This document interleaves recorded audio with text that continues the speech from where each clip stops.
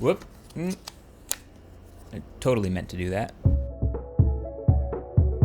Hey, what is up guys? I'm KBHD here, and we finally have new iPods. You might not be able to tell unless you were following this stuff. In fact, you wouldn't even see it if you went to apple.com. It's not in the tabs up top, but it's a 2-year-old long overdue refresh of the new iPod Touch, and this is everything you need to know that's new about it. So first new thing is the updated specs. So this new iPod Touch is rocking an Apple A8 chip and 1GB of RAM, and this was the most needed part of the refresh. So now the benchmarks are a little bit below the current iPhone, which is great, and performance all around is zippy and smooth, just like the experience on a fresh iPhone or previous iPod Touches, as you would expect.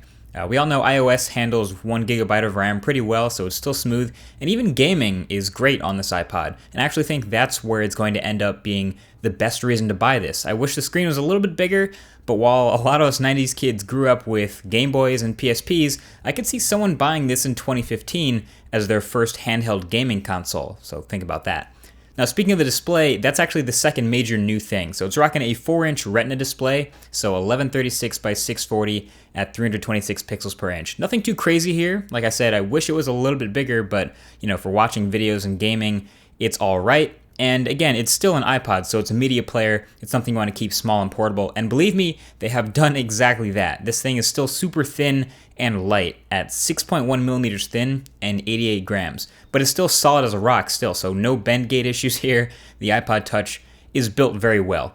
And in this really thin body, they managed to fit 2 other new pieces of hardware. First is the very slightly larger battery. This newest one is rocking 1043 milliamp hour battery, where the last iPod Touch was a 1030 milliamp hour battery, so just a little tiny bit bigger, but you'll actually see more of the battery life improvements thanks to new software and the new specs. And the other thing that's new is the new camera. So now you're set with a new 8 megapixel camera with an f2.4 aperture.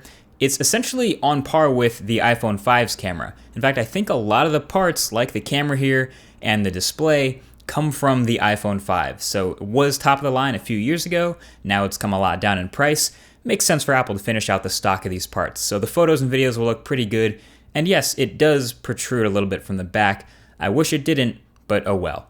Lastly, one thing that's not actually new is the home button, which is kind of disappointing since that means there's no Touch ID and also there's no NFC, so no Apple Pay, no unlocking your phone with your fingerprint, no touching it to pay for apps, etc. Kind of wish it would have been there. It would have been nice to have, but it's not here, just a regular home button. Also, that strap that used to be connected to the back of the iPod to hold it to your wrist, that's gone too. So it starts at $200 even for the 16 gig, and I think that's a pretty good start. Even the 32 gig is probably a good deal, but I think once you go over that, you're getting into iPhone price territory. So at that point, I'd probably not recommend it. I'd actually say to get an iPhone.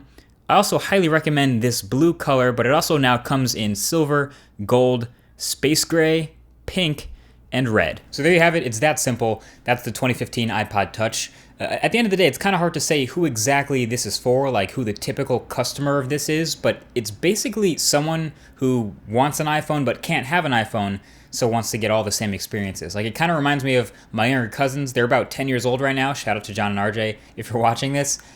They can't have an iPhone right now, but they still can get something like this, which is a lot cheaper and has pretty much all the same pros of iOS and all the games and apps that they like. So that's essentially who it's for. So there you have it. Thank you for watching this video. Feel free to hit that like button below if you enjoyed, or even better, there's a subscribe button below that if you want to see more videos like this. Also, I don't need this one anymore. I have an iPhone that I use and I listen to Apple Music on it, so I don't need this iPod. So I'm gonna go ahead and give this one away.